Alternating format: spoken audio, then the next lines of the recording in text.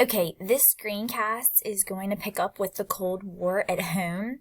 And through this simulation we just completed, we know that the Red Scare was the fear that communism would spread, and particularly into the United States. People are very suspicious of this possibility. And I think that there are many reasons that fueled this fear, many factors that fueled this fear, and we'll talk about several examples today. I do want to point out that there was a communist party existing within the United States at this time. It had thousands of Americans. It wasn't super popular, relatively speaking, but that makes people question those individuals' loyalty and if they are maybe cooperative with the Soviet Union during this Cold War era. And then the various countries, of China and North Korea also falling to communism haven't made things any better for that fear. But the man who is responsible for really playing off of people's fears is Senator Joseph McCarthy. And I know when y'all read The Crucible, some of you got this prior knowledge in pretty good detail. So I just want to touch on this since this is the era, the second Red Scare, kind of during the Cold War, that McCarthyism really becomes prevalent. So Wisconsin Republican Senator Joseph McCarthy basically starts making claim after claim, one unsupported accusation after another, accusing people of being communists. He accuses average citizens, he accuses people within government, people within the military, the State Department, and it's basically considered a communist witch hunt to root out all traces of communism in the U.S. But the truth is he has no basis for his accusations. He is really just preying on people's fears and taking advantage of people's concerns about communism, most likely to gain some sort of re-election, and maybe even election for a higher office. Whenever he was challenged, he would just, respond with another accusation. But the truth is that a lot of his speeches were inconsistent. He would make claims of, we know exactly this many people in the highest level of government, 94, 72, 21, 130. And that just kind of shows that there's not a lot of support in fact, with these claims he's making. Eventually, he accused the U.S. Army of being communist. So that's going to lead to an actual, Senate investigation in which all of those claims were unfounded. And he will die in the 50s due to suffering from alcoholism. So I think it's, become, after the fact, pretty well known that he wasn't probably making these claims with any sort of actual fact, but on just preying on people's fears to gain popularity. This is just a little cartoon supporting the McCarthyism claim. It's pretty funny.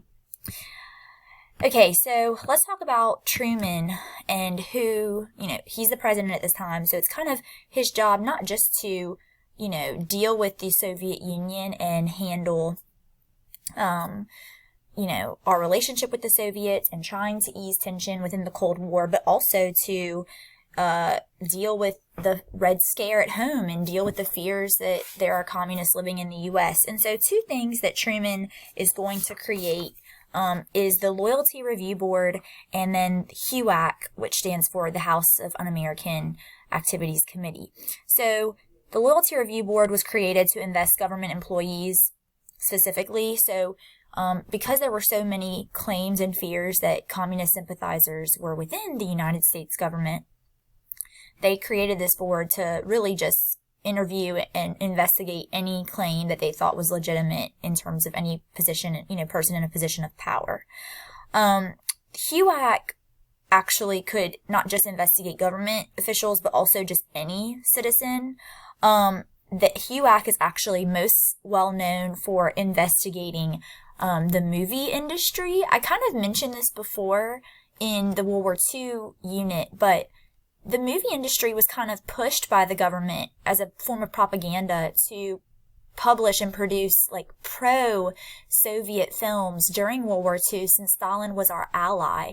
But now that that war is over, those films now look potentially treasonous, almost if you're sympathizing with communism. But remember, the lines are kind of gray because we were just allies with them, 5-10 years ago. So you have several Hollywood producers, actors who are blacklisted, who are basically kind of banned from film and investigated heavily. In fact, if you were familiar with President Ronald Reagan before his time in the 80s as president, he was a Hollywood star, and he was investigated, not personally, but questioned as a witness for other people that he worked with during this kind of Cold War era, to kind of hunt out any potential communist sympathizers. So they're really willing to go pretty far with this.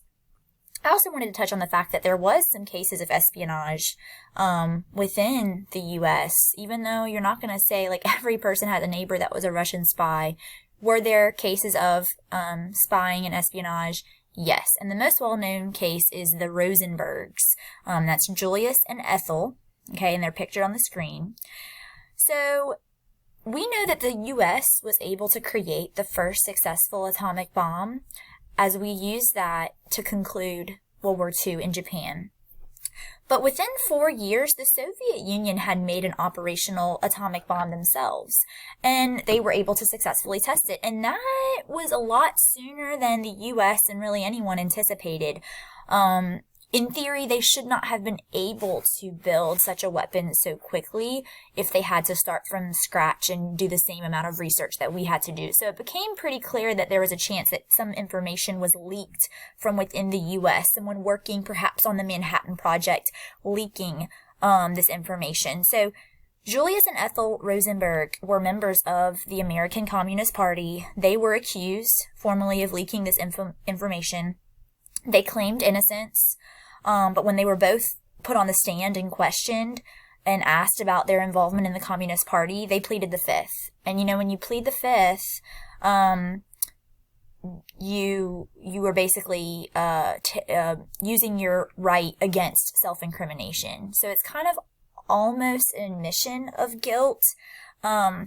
Despite the lack of hard-pressing evidence against them, they were convicted and actually given the death penalty and executed officially in 1953. Not that you need to know that year, but they are the first civilians in U.S. history to be executed for espionage. It just kind of shows the levels of which the U.S. government is willing to go.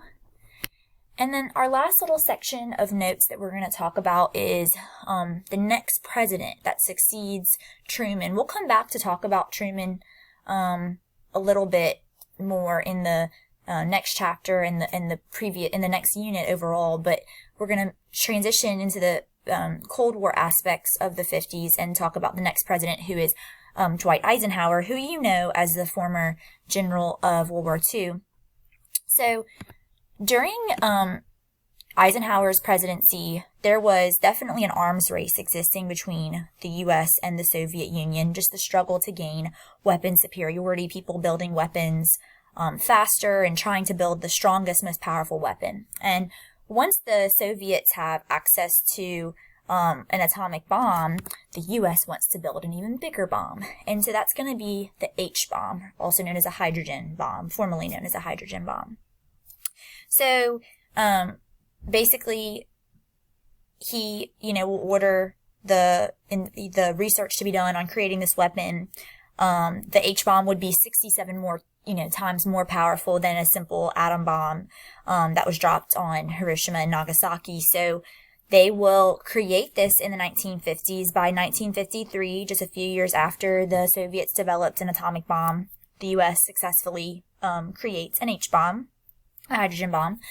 But that just leads, the Soviets to want to create something more powerful. And so they're going to not necessarily develop a type of bomb, but a type of missile, meaning a weapon that could travel farther distances and with great accuracy. The formal name of the type of missile the Soviets will respond with is called an Intercontinental Ballistic Missile. That's a mouthful. ICBM, is the acronym. But yes, the weapon that the Soviets create in response to the H-bomb's production is a weapon that could travel at great distance, could hit a target with pinpoint accuracy, great accuracy. And so the Soviets will develop that first and will eventually play catch up. While Truman's policy was containment, Eisenhower has a policy that is mostly referred to as Brinkmanship, in which you are willing to go to the brink of war to protect national interests. So even though containment is something that will be carried on, people typically consider that Eisenhower was willing to take a riskier stance on tension with the Soviets. So, like, in terms of our relationship with the Soviet Union, it's kind of like an all-out, like, heightened point under the Eisenhower administration. We start producing large amounts of nuclear weapons. So do the Soviets. We start doing drills, like air drills, duck and cover drills, like for the fear that on any day, the Soviets would be attacking the U.S. or vice versa. So things are just at a heightened point. And then, eventually the Cold War is taken to the skies with the space race.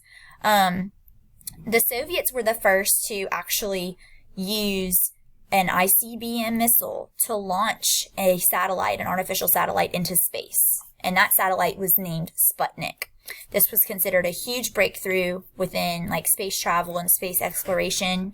But that accomplishment by the Soviets made the U.S. feel inferior, vulnerable. Like, what was this, satellite for? Could this be used in an attack? And so we started to try to increase our weapons technology. We started trying to compete with them in this space race, and they'll honestly, oust us in terms of getting the first human into space as well. Later, we'll talk about that in the next chapter. But we do pass a measure to try to increase school education with things like math, science, foreign language, because we recognized that we were kind of behind the curve with that, and you needed those subjects to be emphasized to be successful. And so we still see that, kind of as a legacy today. So these are just the major things in terms of the Cold War in the 50s, and we'll kind of be continuing this narrative in the chapters to come.